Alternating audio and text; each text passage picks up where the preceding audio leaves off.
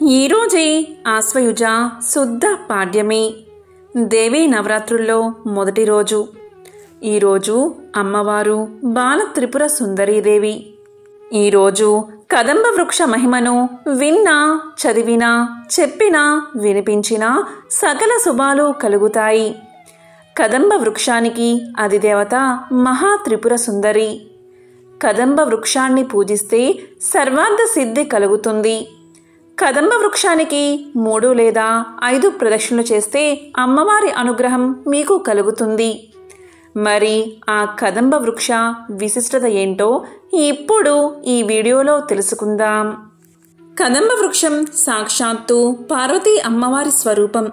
ఈ వృక్షం మన భారతీయులకు అత్యంత పవిత్రమైన వృక్షం. ఈ వృక్షాన్ని పూజించడం వల్ల గ్రహదోషాలు తొలగిపోతాయి. హనుమంతునికి పుట్టుకకు మూలం ఈ కదంబ వృక్షమని చెప్తూ ఉంటారు.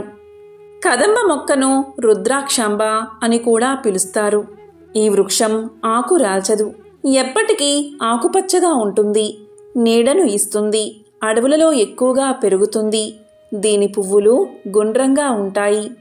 దీని పుష్పాల నుంచి అత్తర్లు కూడా తయారు చేస్తూ ఉంటారు. దీని కలపను బొమ్మల తయారీకి ఉపయోగిస్తారు. ఉత్తర భారతంలో దీన్ని కృష్ణ వృక్షమని, దక్షిణ భారతంలో పార్వతీ వృక్షమని పిలుస్తారు. ఈ వృక్షానికి కృష్ణుడికి చాలా సంబంధం ఉంది. రాధాకృష్ణుల ముచ్చట్లు ఈ వృక్షపు నీడలోనే జరిగాయి అంటారు. అందుకే కృష్ణ వృక్షం అంటారని పురాణాలు చెబుతున్నాయి. దక్షిణాదిలో అమ్మవారిని కదంబ వనవాసిని అంటారు. కదంబ వృక్షానికి ఓం శక్తి రూపిణ్యే నమః, ఓం శక్తి రూపిణ్యే నమః అనే మంత్రంతో పూజ చేసినట్లయితే రోగ నివారణ జరుగుతుందని పండితులు చెబుతారు. గ్రహదోషాలు తొలగించుకోవడానికి అమ్మవారి స్వరూపమైన కదంబ వృక్షానికి పసుపు, కుంకుమ, పూలతో అర్చన చెయ్యాలి అని, అలా పూజ చేసిన తర్వాత పెరుగు అన్నాన్ని పార్వతీదేవికి అంటే కదంబ వృక్షానికి నివేదించాలి అని పురాణాలు చెబుతున్నాయి. హనుమంతుని పుట్టుకకు మూలం కదంబం. అంతేకాదు సాక్షాత్తు పార్వతీ స్వరూపం ఈ వృక్షం. నేటి మీనాక్షి ఆలయం ఉన్న ప్రాంతాన్ని కదంబ వనము అని పిలుస్తారు. ఎంతో పవిత్రమైన ఈ వృక్షంపై పిడుగు పడదని చెబుతూ ఉంటారు. అందుకే ఈ చెట్టు గురించి తెలిసిన వారు అడవుల్లో తిరుగుతున్నప్పుడు వర్షం ఎదురైతే కదంబ వృక్షం కింద నిల్చుని వర్షపు దారుల నుండి రక్షణ పొందుతారు. ఈ చెట్టు కాయలను సందేహం లేకుండా తినవచ్చు. ఎంతో ఆరోగ్యాన్ని ఇస్తాయి. కదంబ ఫలం బాగా పండినప్పుడు అది విచ్చుకుని దాంట్లోని విత్తనాలు చెల్లా చెదరవుతాయి. దీని ద్వారా చుట్టుపక్కల కదంబ వృక్షాలు మొలుస్తాయి. కదంబ వృక్షం ఇంటి ముందు ఉంటే ఆ ఇంట్లో కుటుంబ కలహాలు ఉండవని, విడిపోయిన జంటను తిరిగి కలిపే పవిత్ర శక్తి ఈ వృక్షానికి ఉందని నమ్ముతారు. శ్రీ మహావిష్ణువుకు, పార్వతీదేవికి ఈ చెట్టుకు చాలా దగ్గర సంబంధం ఉన్నట్లు పురాణాలు చెబుతున్నాయి. పూర్వం గార్ధబాసురుడు అనే రాక్షసుడు ఉండేవాడు. అతను ఒకసారి పరమేశ్వరుడి గురించి ఘోర తపస్సు చేశాడు. అతని తపస్సుకు మెచ్చుకున్న పరమేశ్వరుడు ప్రత్యక్షమై ఏం వరం కావాలో కోరుకోమన్నాడు. అప్పుడు గార్ధబాసురుడు ఇలా పలికాడు: తనకు భూమి మీద కానీ, మనుషులతో కానీ, జంతువులతో కానీ మరణం సంభవించకుండా ఉండాలని వరాన్ని కోరతాడు. దానికి మహాశివుడు తదాస్తు అని చెప్పి అంతర్ధానమవుతాడు. ఇక వరగర్వంతో గార్ధబాసురుడు దేవలోకం చేరి ఇంద్రుణ్ణి దేవలోకం నుంచి తరిమి కొడతాడు.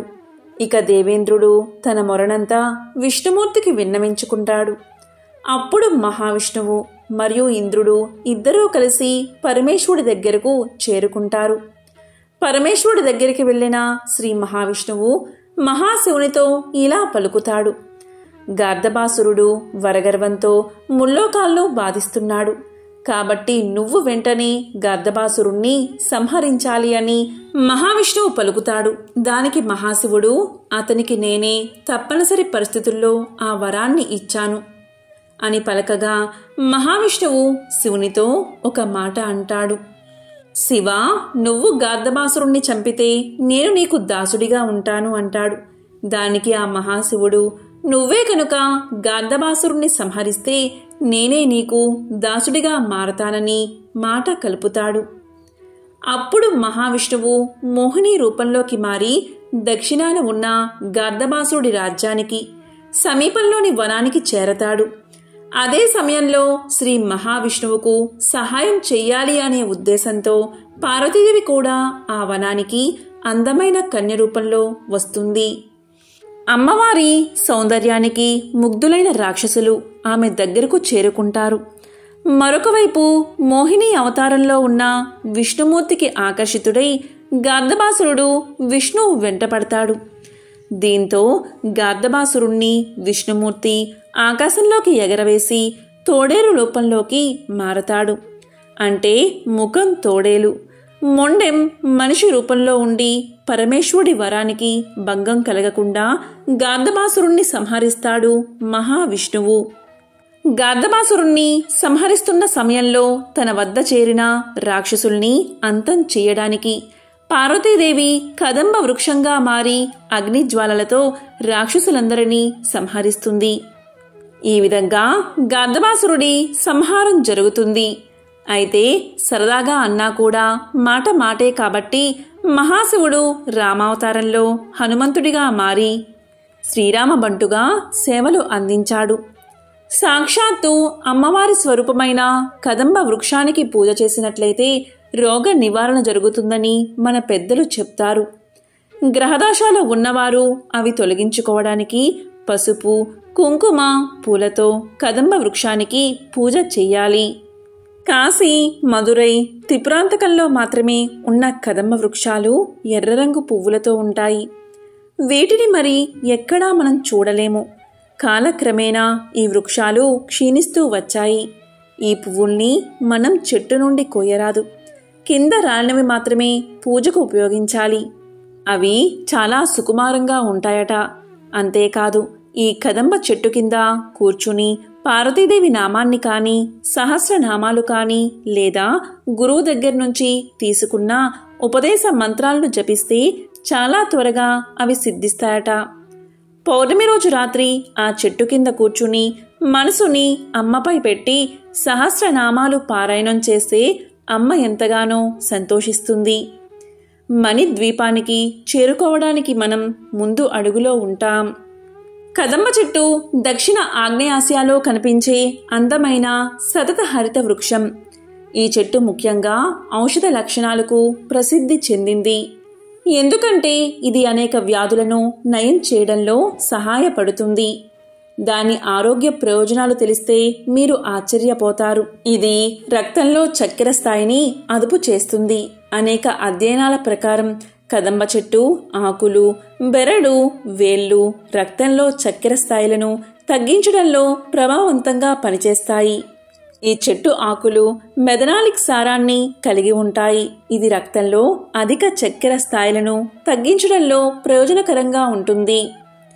నొప్పి నివారణ కోసం కదంబ చెట్ల ఆకులు శరీరంలో నొప్పి, మంటలను తగ్గిస్తాయి. వాటి ఆకులను గుడ్డలో పెట్టి శరీరంలోని బాధిత ప్రాంతంలో గట్టిగా కట్టి నొప్పి తగ్గించవచ్చు.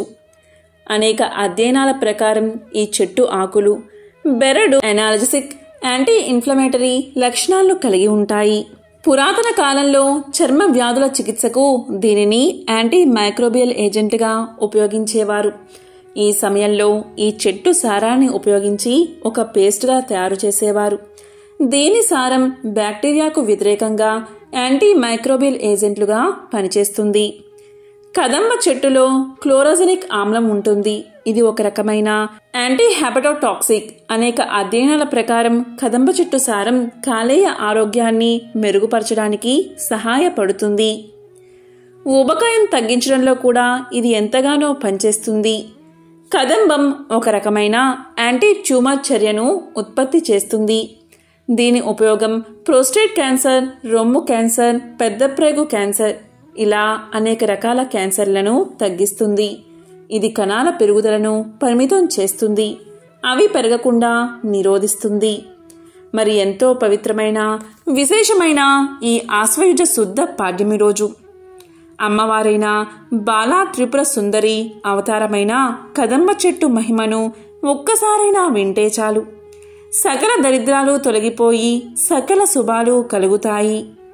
జన్మల పాపాలు తొలగి కోటి జన్మల పుణ్యం వస్తుంది. ఓం శ్రీ మాత్రే నమః.